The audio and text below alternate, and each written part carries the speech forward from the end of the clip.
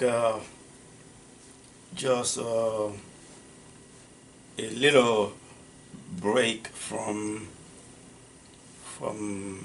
practicing those difficult rhythms that I posted very recently, just to give you a breathing room, to just relax and play. Because the last video that I posted about rhythm chat, you know, we uh, we went over very difficult 16th notes subdivisions, and those are not very easy to play, but it takes a lot of practice and dedication and love for music, for you to be able to enjoy, the music that you want to play. So I'm just today I'm stepping back a little bit from those rhythms. Not for long though, because I'm gonna go back to. I'm gonna be posting more videos about some other forms of rhythms, but we can talk about we can in just to take a little break. We can talk about other things like chords, like what the thing is, if you love an instrument, if you want to play an instrument, you have to become a friend of that instrument, and in return, the instrument will become a friend of yours. So that's why I want, from time to time you need to go, you need to go and you need to visit your instrument, and try to discover new things about it, you know, um, because you need to develop a friendship between you and your instrument. Like you can just you can come in, you can sit in front of your keyboard, your piano. You don't even know what you're going to practice, but since your instrument is your friend, then you can start playing something. You can start just having start having a conversation. You can start having some sort of nice conversation with your instrument, your friend, and then and then you're going to discover that your friend, your instrument will respond in kind. So uh, you know what? Okay, like today, I'm going to say, okay, I don't know what I don't really know what I'm going to do right now on the keyboard. I'm just visiting my friend. I want to have a conversation with my friend, and I'm going to start doing something. I'm going to start. Maybe I can start. Okay, I can choose to say, well, let me practice. Let me talk. Let me talk to my friend about chords, for example. So I can, okay, but then what key? What key? In what key I'm going to practice chords on the instrument? and then I start talking to my friend, and okay, I choose D. I'm choosing D flat. Okay.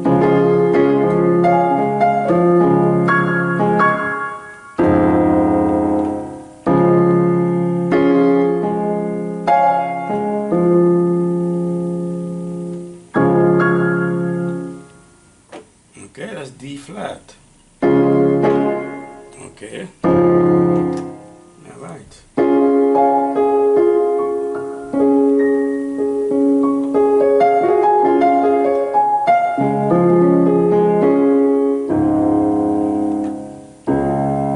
That's D flat.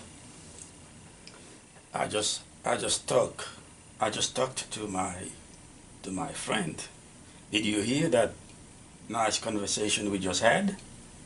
Now I can have another. We can have another conversation. So well, okay, D flat. So how many? Some okay. I can ask myself a question. How many flats? How many flats there are in the flat? Okay. So how do I know that? So well, I need to have a conversation with my friend on D flat. So how do I know how many flats that I have in the flat? Some people try to memorize these things, you know, but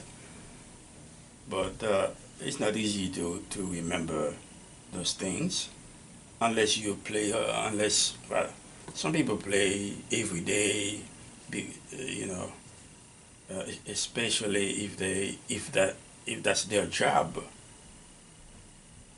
to play music every day. So they kind of naturally remember those uh, those things because they see them every day, they use them every day. So, but if you don't play every day, if you don't read music every day, so the best thing to do is just practice where to find your that kind of things. You know how many flats in a how many flats in D flat. Well, D flat is also C sharp. So if you say how many flats, if you want to how many if you ask yourself the question how many flats there are in D flat, so you you would probably you would probably be asking yourself how many sharps there are in C sharp. See that the conversation that I'm having with my friend. So one of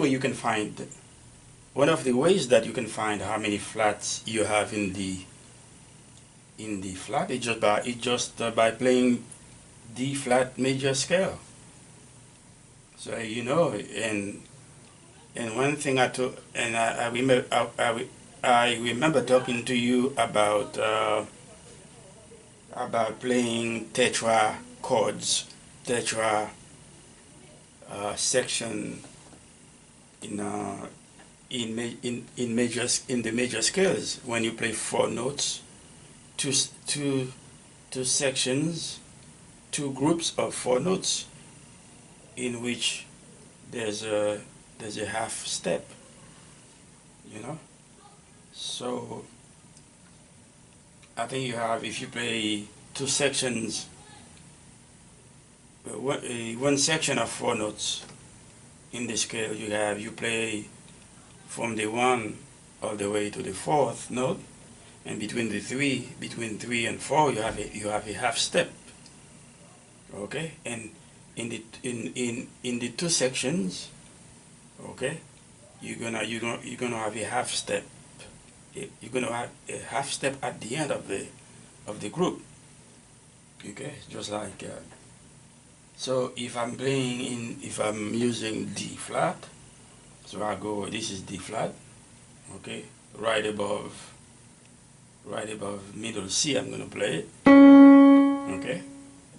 So and I know, so I know the, let's see, the major scale. When you to play the major scale, you're gonna have, let's say, D flat, okay. One, two, three. Okay, one, two, three, four. Okay, so between three and four is a half step. So one, two, three, four. So already I counted one, two, three flats, which are D flat, E flat, and G flat.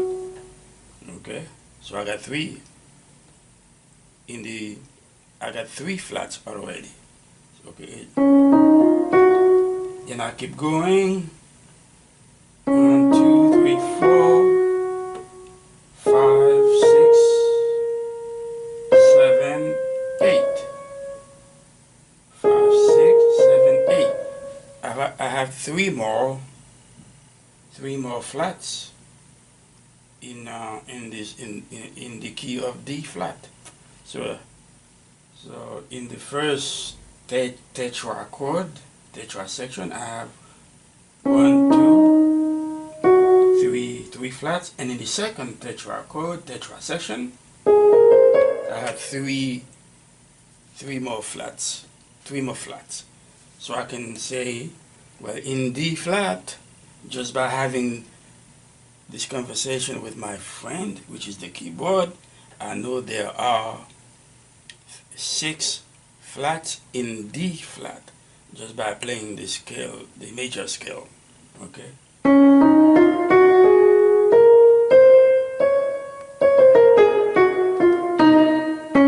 And this is, and I'm gonna play the triad, the chord, the triad, 3 notes to make a chord on the root of D flat. So it's gonna be okay. It's gonna be the root 1, the third, and the fifth. 1, the root, the third, and the fifth. So basically, as I always say, I'm mainly speaking to the beginners and intermediate music students. You know, that's my videos are my music videos like this one. They are mainly for the beginners and the intermediate students of music and keyboard and piano or whatever instrument, whatever the version of the keyboard they are using, they are playing. So I know I can build a triad, a chord. A triad is a chord that contains 3 notes all over the keyboard.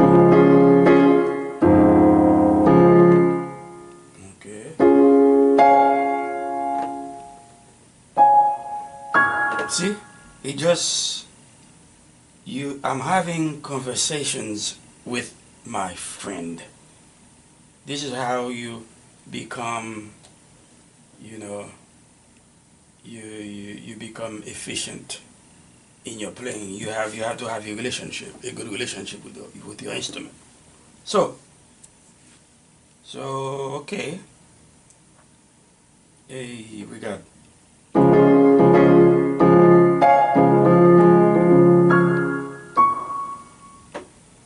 But also, you playing three notes, okay, to play the chord. 1, 2, 3. But you you know that in a major scale, in any scale, as a matter of fact, there's a number there's a number that is associated, that is that is assigned.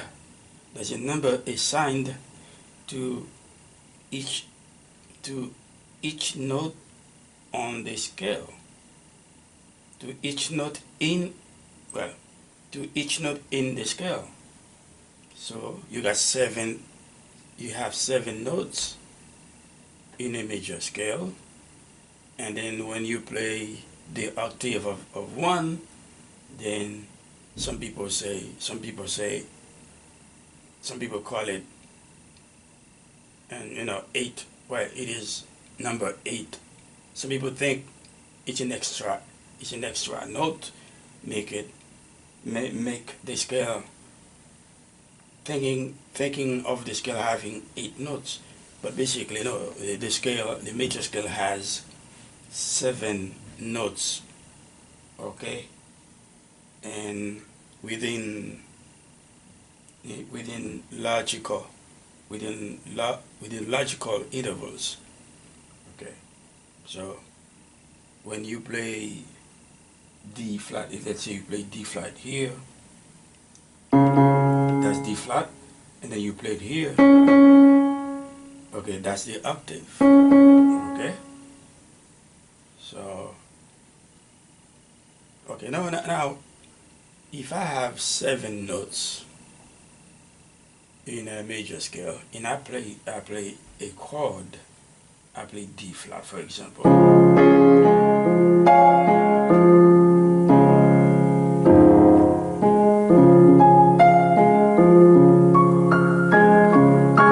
And you can play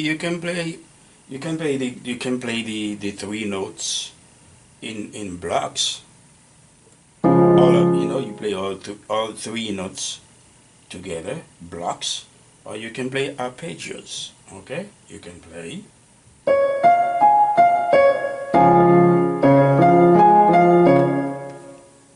and if you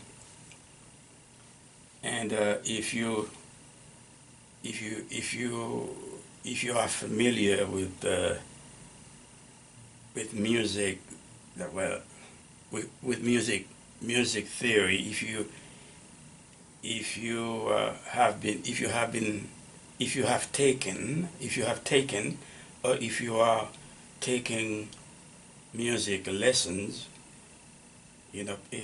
especially piano lessons, you should know that there is something called 5-finger pattern, five finger pattern, where you play 5 notes, and each note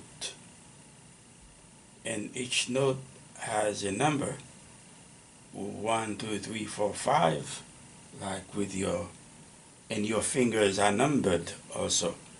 For the right hand, number one is your thumb, and then the next one is number 2, and number 3, number 4, number 5. Just like, okay, is 5-finger pattern. You can play on the keyboard, and when you use your left hand, you still start counting from your thumb. Your thumb is number 1, going down to number 5. For you use the right hand, your thumb is number 1, going up to number 5, and using the left hand, your thumb is number 1, going down to number 5. So your little fingers, is always number 5. Okay? No, your little fingers, both hands, are always number 5. So you can do it You can do it. You can practice that on the using the D flat. 1, 2, 3, 4, 5.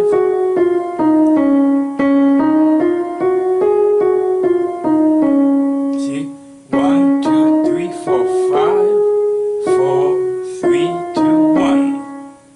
See, and that's with the left, with the right hand going up, 1 to 5. And you can do the same with the left hand, with the left hand, 1 to 5, but you're going to go in a reverse now. Okay, so it's gonna be like, if you start with the 1, it's gonna be, okay, hold on, oh, I'm not on the wrong, okay, see, okay, if you start with the 1, it's gonna be,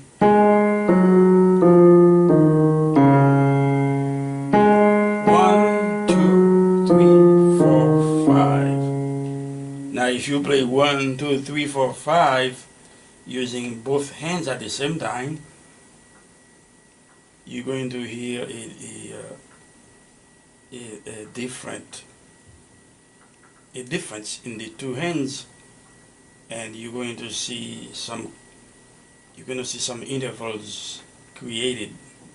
There will be some intervals created when you do that. So if you start from 1 going to 5 with both hands, then you can hear something like this. Let's see.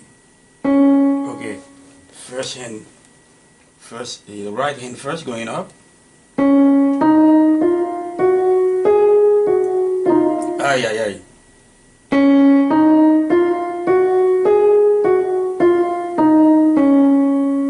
Okay, left hand 1 to 5 going in reverse.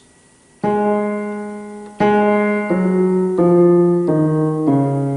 if I try to play both of them together, one going to 5 in opposite directions. So it's going to be something like this. Let's see.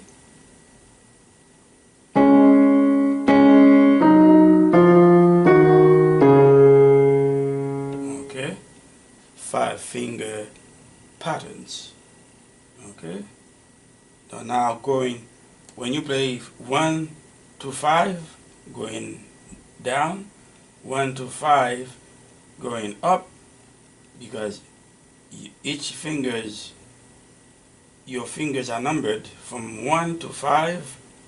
1 is always your thumb, and the 5 is always your little finger in both ends. So they go in opposite directions when you count from 1 to 5. So let's see again. Okay.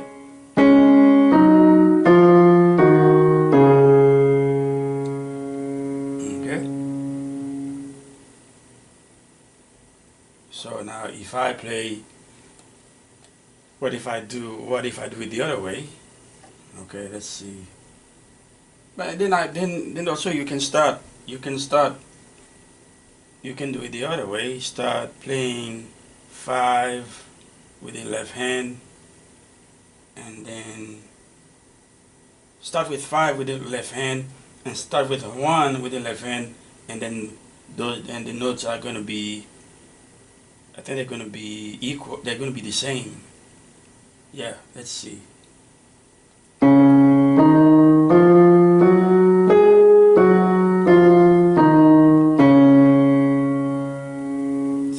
So when you play 5 with the left hand going up, and you play 1 and 5 together. Okay, 1 is going up, and 5, number 1, your thumb, number 1 is going up. Is going up on the keyboard, and number 5, your left hand is going up. 5 and 1 going up, so you're going to play the notes on both section on both hands are going to be the same. So let's try that again. All right, this is all right.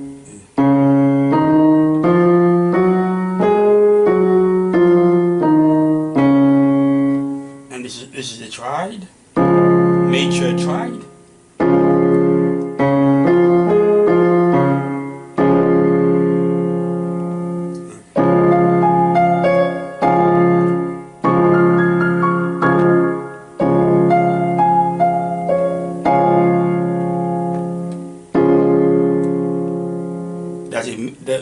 That's a major triad. Why? Because the half step, you have a half step between 3 and 4.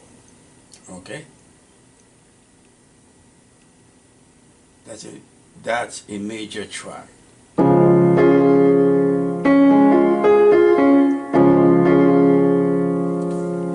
Now you can make it a minor triad, and you can make it a minor 5-finger pattern. All you need to do is lower the note number 3 of the major triad half step. You lower, you go down half step. Okay, then you got a minor triad. Okay.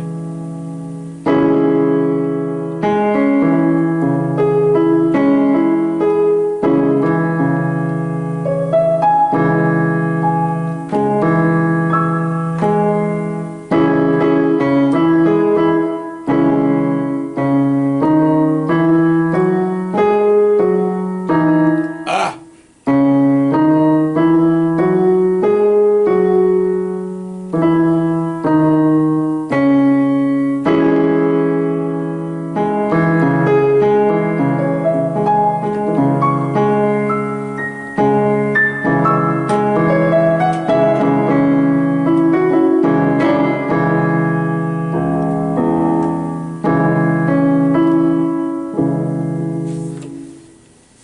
having conversations with your instrument.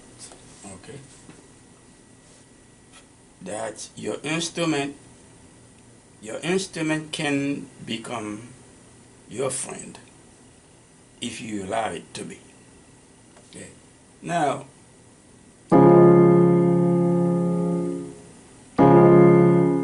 you can have you can extend that you can extend that triad, okay, to add the color to the chord. Okay, because okay, now this is 1 3 5. Okay, 1 3 5. Okay, so what if I can add 2 to it. Okay, this is 1 2 and 3.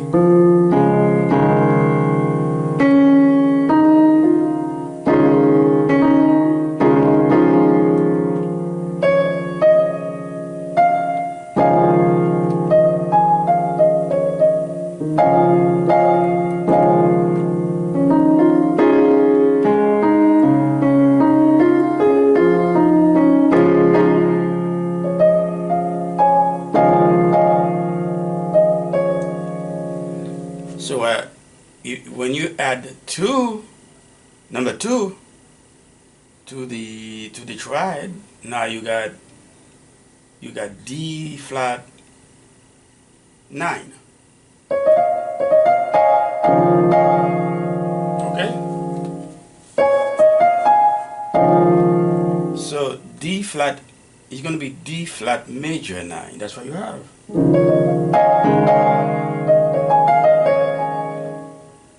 Maybe you can make it D flat minor 9 by lowering the third. Let's see. Let's try that. Okay. Okay.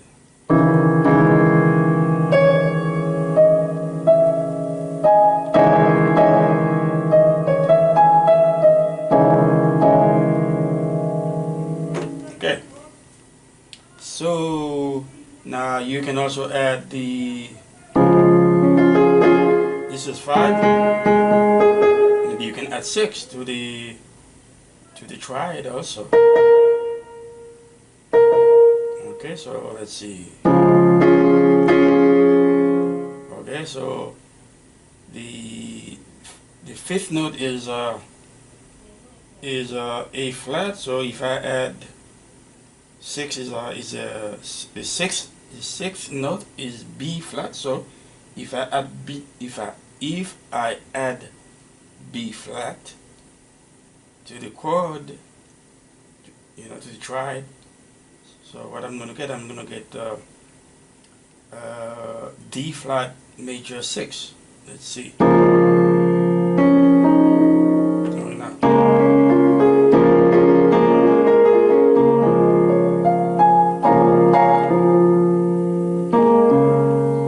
Okay.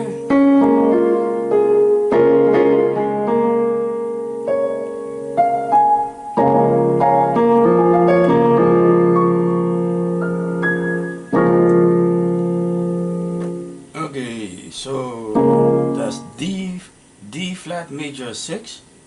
Now if I want, I can lower the third and make it D flat minor 6. Okay.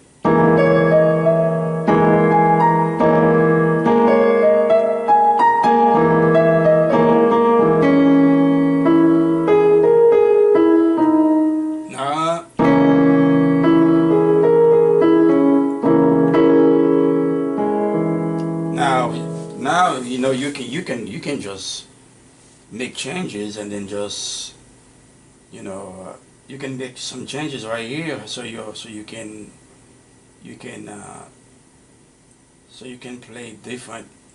Right here you can play different versions of the chord, right here, and I'm gonna change it. I'm gonna change that to, okay.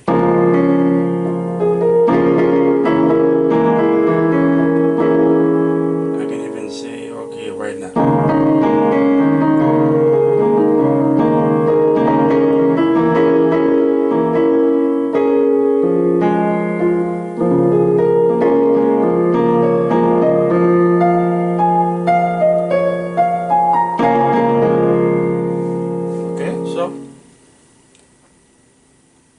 Okay, so you also, what about okay, if you're playing D, if you're playing D flat,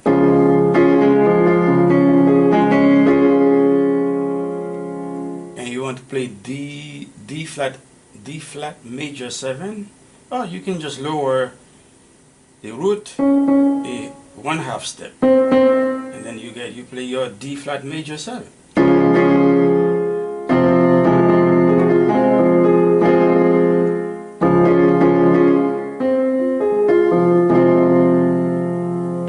Or you can go ahead and play it in octave. That's it.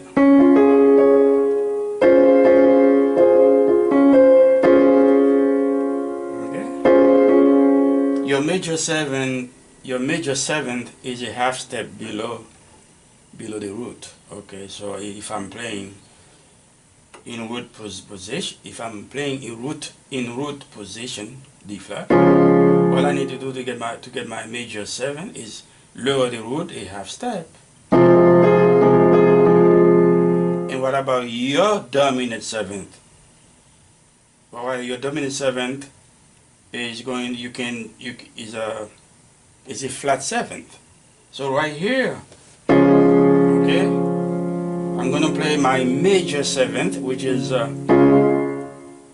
the major 7th note is a 1/2 step below the root. Okay, it's gonna be,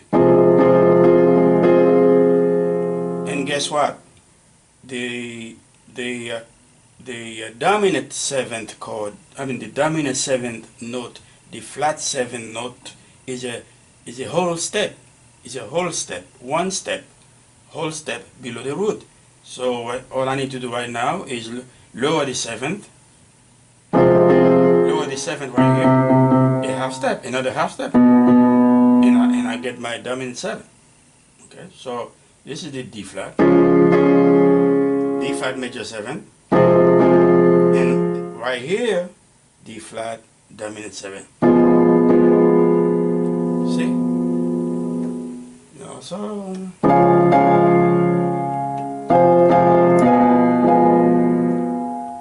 okay.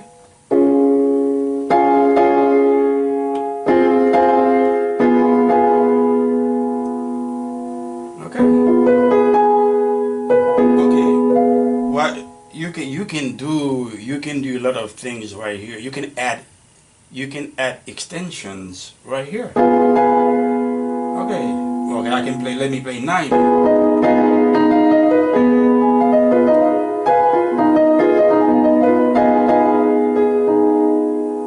Okay, you can play 9. You can play minor.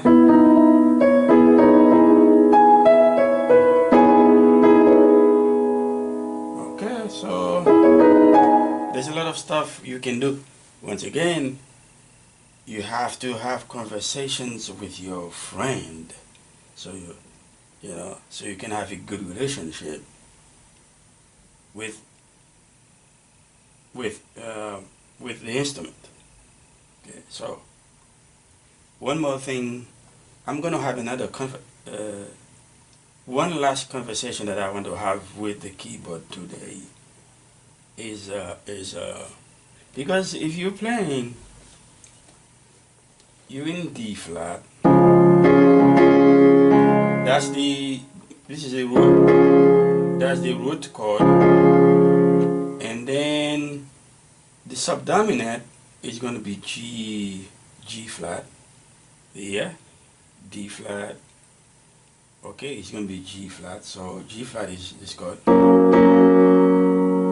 Okay, and the dominant is going to be, well, if the subdominant is D is the subdominant is G flat. So the dominant chord is the root of the dominant seventh chord is a whole step above the root of the subdominant. So I just I immediately see if I have if G flat is the subdominant, so A flat is gonna be the dominant seventh. Okay, so now you playing someone, or you playing in a band, and someone is singing, and then you in D flat, and then you want to play the subdominant. You move your hand, and then you want to play the dominant 7.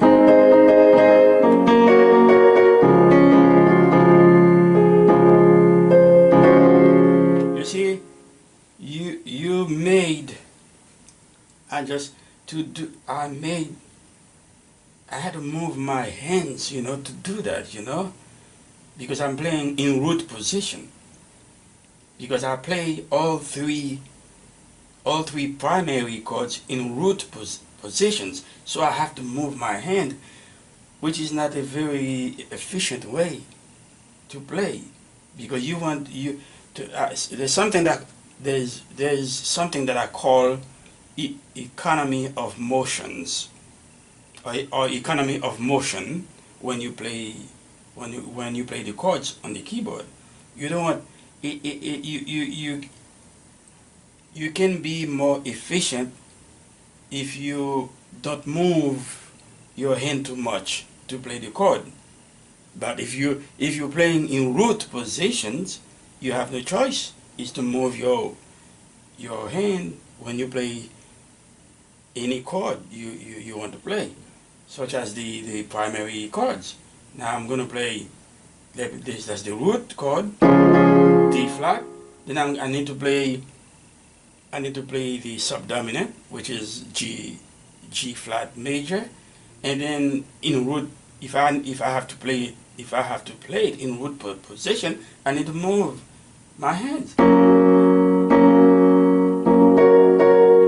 the same thing if I want to play the subdominant.